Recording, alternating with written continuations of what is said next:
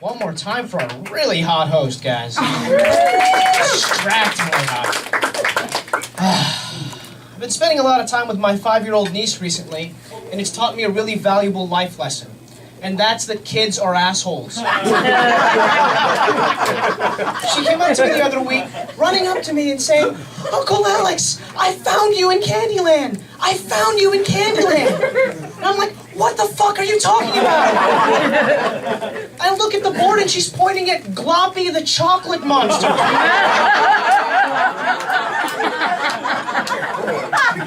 Now, in case you don't remember, what Gloppy looks like, picture diarrhea with a face. And apparently you get me. A lot of support from her Mexican dad going, "Ah! Mierda con brazos!" Shit with arms, by the way. But in her defense, I'm not the best babysitter in the world. Not because I hit her. Because I let her watch Charlie and the Chocolate Factory, which I thought was fine. Then 20 minutes in, she comes up to me and goes, "Uncle Alex, are the Oompa Loompas slaves?" First of all, I can actually appreciate that she's smart enough to whisper slaves so the Oompa Loompas don't find out. But she's 5, so of course I tell her, "No, they're not slaves. Mr. Wonka rescued them, took them from their homeland, brought them over to his factory." Oh, God damn it.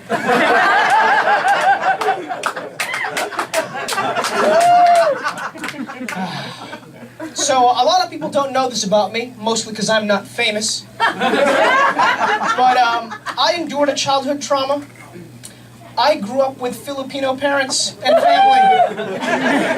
See, I say that because a lot of people don't know that behind closed doors, Filipinos say the meanest things to each other. When I was a kid, I had an aunt that nicknamed me Uling. Now, when I tell the story, most people say, "Oh, do you mean oolong like the tea?" No, no, no. I mean uling like the Filipino word for charcoal. Sometimes she'd even mix it up and call me by charcoal brand names. "Happy birthday, Kingsford!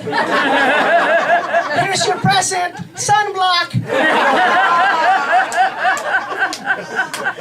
"Don't make that face, Kingsford, or it will stay that way, and you'll make a diamond!"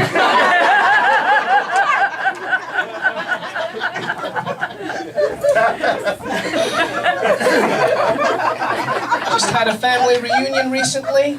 Someone decided it'd be a great idea to play board games. So we started with the game Taboo, or as I like to call it, still no hits on Tinder. So if you guys don't remember, Taboo is that word guessing game where you get a word and you try and get your teammates to guess that word without using that word.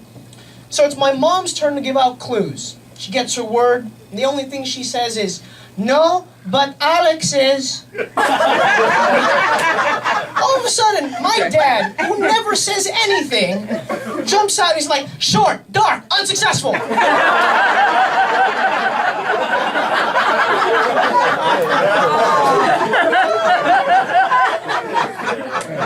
There's more, but they're all just synonyms. So eventually the buzzer goes off, nobody gets it. I tell my dad to sit the fuck down. And we find out the answer was balaclava. And my mom's like, "Oh no, I thought it said baklakaba." I'm like, "Mom, that's Filipino for are you gay?"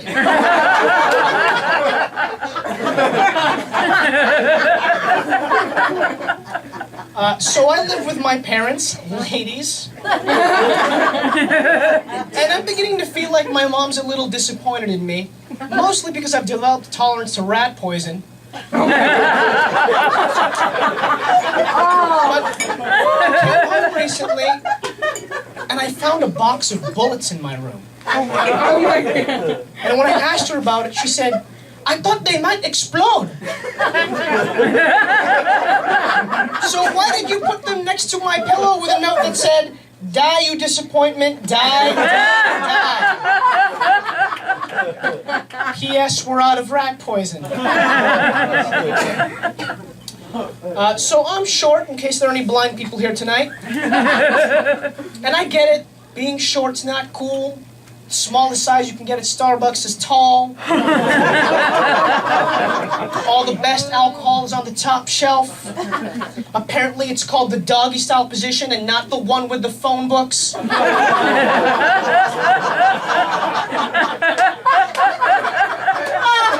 There is even an entire store devoted to the big and tall. Why can't we have one for the short and stout? We could call it the teapot. I even came up with a little jingle. If you're a midget, this is your store. That's it. Jingles are short too.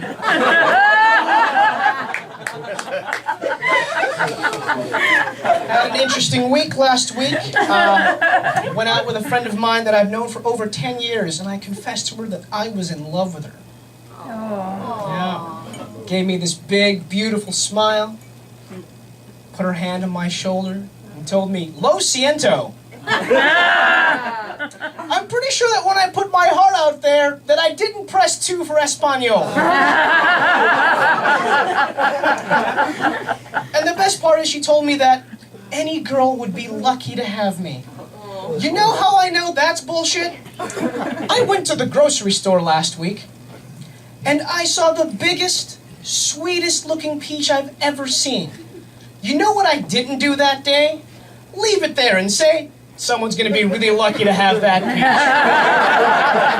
No! I took that peach right out of that old lady's basket and made the shit out of it.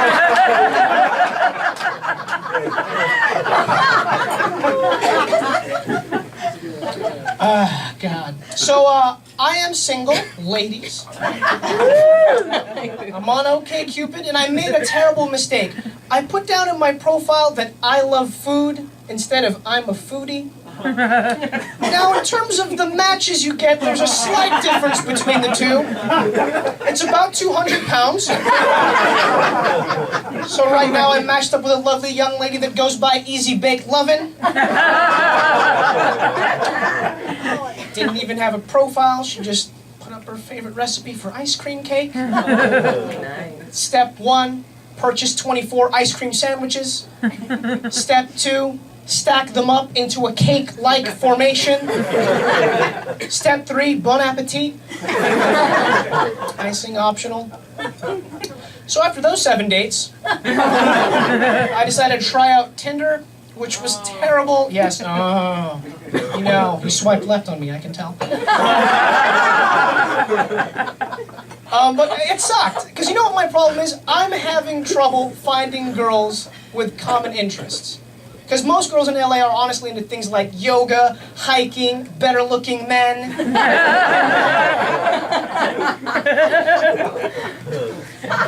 Had a bad experience at McDonald's the other week. I think it's weird that, I'm just going to say it, I think it's weird that Mexicans just assume that we still don't understand Spanish. So I'm at McDonald's, I put in my order, and I distinctly hear the cashier yell back, "Dos Big Macs para el Chinito Negro." Now, for all you non-Spanish speakers out there, that roughly translates to 2 Big Macs for the little black Chinaman. I especially appreciate the use of the word Chinaman in this situation. It wasn't sufficient to be racist, apparently. They had to be classically racist. Honestly, I think they've missed the point in Throwback Thursday.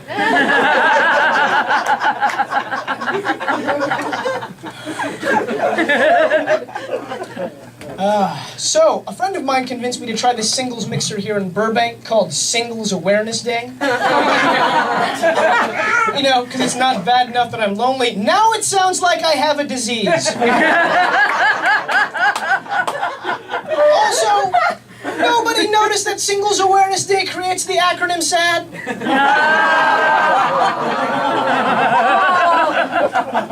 So I go to SAD. Sad man. And I ask out one of the girls there, and she tells me, "Oh my God, that's so sweet, but I'm not into Asians. Oh. And I was like, it's still racist if you whisper. All right, so before I go, I'm going to confess it's hard being a comedian. Last week, had a great show. Thought I just killed it. I walk off stage and someone gave me notes on my material. Thankfully, I saved them so that I could share them with you tonight. It reads, Dear Alex, you should talk about how Asians eat cats.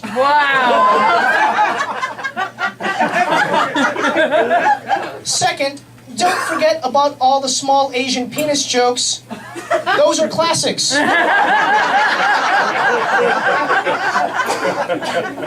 Lastly, you need a better closer.